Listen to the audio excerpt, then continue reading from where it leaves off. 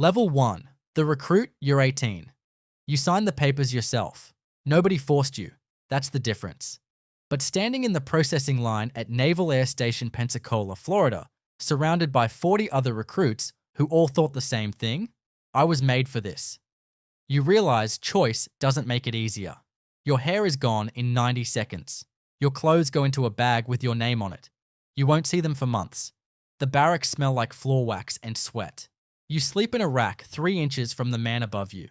Lights out at 2200. Lights on at 0445. In between, if you're lucky, you sleep. The first week, 3 men quit. You watch them carry their bags out quietly, heads down. Nobody says anything. Nobody has to. PT starts before sunrise. You run in boots on wet tarmac until your shins feel like cracked glass. One morning, a recruit named Calloway vomits mid-run and keeps going. Your instructor doesn't acknowledge it. That's how you know that's the standard. You write, home once. It's harder than I expected. You don't send it. You throw it away. Weakness is weight you can't afford to carry. Level 2. Aviation Cadet. You're 19. You've survived basic. Now the real elimination begins. Primary flight training puts you inside a T-6B Texan II for the first time. The cockpit smells like rubber and jet fuel. Your instructor, Lieutenant Commander Hargrove, says nothing encouraging. He says, "Show me you belong here." The first solo flight is 12 minutes long. You climb to 3,000 feet over the Gulf of Mexico. The radio goes quiet. There is no one to correct you, no one to save you. Just you, the aircraft, and the horizon. You land slightly left of center line. Hargrove marks it in his book without looking up. Of the 28 cadets in your class, 11 will not make it to the next phase. They'll be redirected. Surface warfare, logistics, administration. Good careers, but not this one. You study until 0100 every night. Aerodynamics, emergency procedures, instrument, navigation. You read the same page 4 times because your brain is too tired to hold it. You read it a 5th time anyway. One morning, your name is on the advancement list. You read it 3 times to make sure. Level 3. Ensign, you're 21. You earn your wings at a ceremony that lasts 22 minutes. Your mother pins them to your chest. Your father shakes your hand and says nothing, but his jaw is tight in the way it gets when he's proud. You're assigned to Strike Fighter Squadron 5 FA-87, the Golden Warriors, aboard USS Theodore Roosevelt. You fly the F/A-18C Hornet. The veterans don't haze you. They ignore you, which is worse. You sit at the junior table in the ready room. You listen. You don't offer opinions. You study every debrief like it's a final exam, because in this world, the exam is always live. Your first carrier landing, a trap, hits the deck at 150 miles per hour. The wire catches, your body slams forward against the harness. Your vision tunnels for half a second. You taxi to the spot. Shut down, climb out. Your legs are shaking, but you keep your face still. A petty officer checks the airframe. He doesn't look at you. That means you did it right. You log 14 carrier landings in your first month. You stop shaking by the 4th one. Level 4. Lieutenant Junior Grade. You're 24. You've been deployed once, the Persian Gulf, 197 days at sea. You flew combat air patrol missions over contested airspace, escorted strike packages, and sat 5 minutes from alert launch status for weeks without a single scramble. War is mostly waiting. You learn that now. Back in Virginia Beach, your apartment has a 6-month layer of dust on everything. Your girlfriend left 4 months into deployment. You find out through a text that came when you finally had signal off the coast of Bahrain. You don't talk about it. You go back to the squadron. Your fitness report rates you above average in all categories. Your department head, Commander Pena, tells you quietly, "That's the highest I give lieutenants. Don't waste it." You fly 200 hours this year. You make mistakes, wrong radio frequency during a handoff, A fuel calculation error caught before takeoff. Small things that don't cost lives, but go into your record like stones into still water. Every ripple matters. You start mentoring the newest ensigns. You remember being ignored. You don't repeat it. Level 5. Lieutenant, you're 27. You're selected for Top Gun, the Naval Strike and Air Warfare Center in Fallon, Nevada. You arrive thinking you're ready. You are not ready. The first week, an instructor named Commander Dillard dismantles your entire approach to aerial combat in a 40-minute debrief. Not with anger, with facts. Altitude, angle, timing, decision lag. Every choice you made in the simulated engagement mapped out on a screen, annotated in red. You sit there and absorb it. Some pilots argue. They don't come back for week 2. Top Gun doesn't make you arrogant. It makes you precise. There is a difference. You learn to see the sky in geometry, angles of attack, turn radii, energy management. A dogfight is physics with a heartbeat. You graduate in the top third of your class. You return to VFA 87 as an instructor pilot. The newer lieutenants sit where you once sat. You debrief them the same way Dillard debriefed you. No anger, just facts, just red annotations on a screen. One of them looks crushed after a session. You say, "Good. That feeling means you're paying attention." Level 6, Lieutenant Commander. You're 32. You're given your own flight, 4 aircraft, 4 pilots. You are responsible for their training, their readiness, their performance, and if it comes to it, their survival.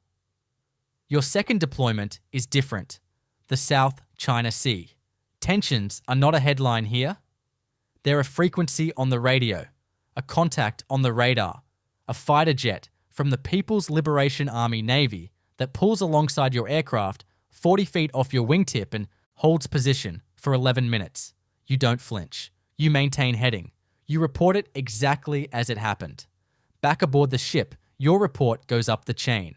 A senior officer asks if you felt threatened. You say, "I felt observed." He writes that down. You lose a pilot from your flight. Not in combat.